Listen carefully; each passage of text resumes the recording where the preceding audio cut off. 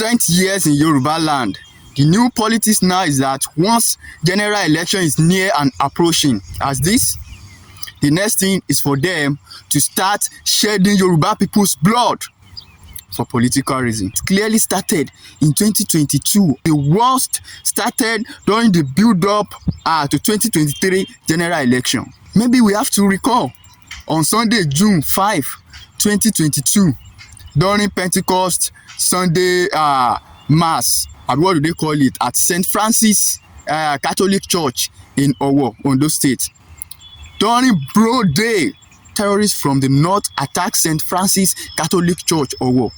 Over 40 people were unalive, 100 people were injured. That has never happened in the history of Yoruba land. That was the cost Akeredolu paid, if you don't know, for championing the creation of Amotekun. May his gentle soul rest in peace. Pay the sacrifice for choosing the people over political party. Akeredolu was the one who championed the creation of Amotekun and refusing to negotiate the interest of the people for political reason. Since they have attacked worshippers in Owo during broad daylight, which has never happened in the history of Yoruba people, the trauma and the practice by terrorists has continued to linger in Yoruba land since then. Yeah, now let me take you down the history lane. November 8, 2025, in Eruku, Ekiti local government in Kwara State, because many people don't know we have Ekiti local government in Kwara State. Another attack in a church where several people were abducted. That is why I said earlier that the trauma linger, and I pray it has never come to stay, because that is my prayer. Now, 2027 election is approaching, and terrorists is bringing negotiation to Yoruba land. For how long is this going to continue, Mr. President? For how long is this going to continue, Mr. Governor? For how long is this going to continue, our honorable senators and our lawmakers? Today, I saw a news report on Punch about Yoruba senators demanding action concerning the Oyo school kidnap. If at this point we have Yoruba senators still demanding action that may not come as the best alternative, then none of you deserve Yoruba vote in this coming election, because you have failed woefully. You don't represent the interests of your people. It's better we do not have representative at the National Assembly than to have saboteurs who do not represent the interests of their people. You do not.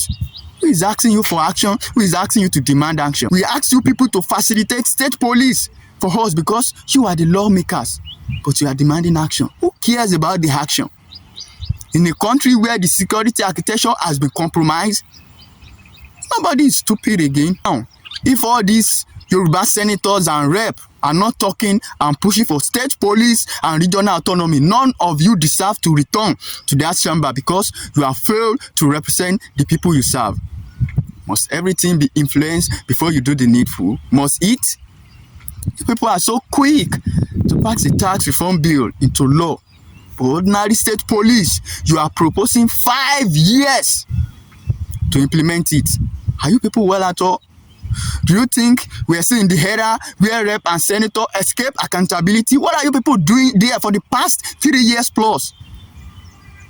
Even the governor will not escape accountability. Everybody is wise now. I commend Governor Seyi Makinde for his good work in Oyo State, for being a technocrat and a visionary leader. But being a technocrat alone does not build a nation. You have to be Democrats. A democratic leader will never oppose local government autonomy. Yes, Your Excellency. You see what happened in ACLA and Yawato primary school in the local government or your state won't have happened. It is the consequence of not having a physical and true local government autonomy. That is the reality. If all the governors we have in Southwest allow local government to be autonomous, just like the way it should be, without being greedy for their own personal interest, and allow them to have their phone directly into their account, they'll be able to empower local security like vigilantes and Agbekoya. Go and look at them. Go and look at the Agbekoya. No welfareism, nothing. I want them to enter into the bush just like that.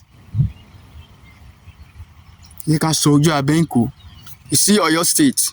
Oyo State is very big, almost the size of 5 eastern combined. How can you expect a vast geographical area like Oyo to thrive in the face of insecurity without properly empowering the local hunters? And how can the local hunters be empowered and their welfare catered for when the local government closer to them is not autonomous? The local security knows the terrain and forest, but they are not going to do that by allow local government to be autonomous. What they care about most is the power, the monopoly, and their own personal interest. Greed of man. Yoruba leaders need to know that the era of using their people to play personal politics is gone. I've been telling you this thing for a while now. We are now in the era of accountability. Terrorists now want negotiation in Yoruba land. What an abomination. I'm not saying negotiating is not an option, but I will tell you it's not the best one. In fact, it is a calamity in the waiting in Yoruba land. It is a time-ticking bomb that will explode at any time. They have been negotiating with terrorists in the north part of Nigeria. And what has changed? They get the phone, kidnap more people, and still ask for more food. Why the cycle linger?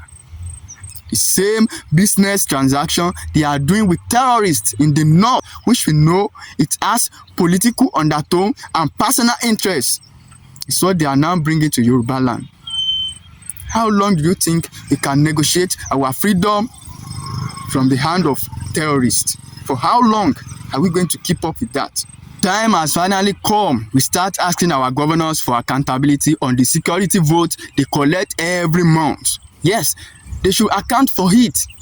You collect billions every month as security vote, and what are you doing with it if you still want to be negotiating with terrorists?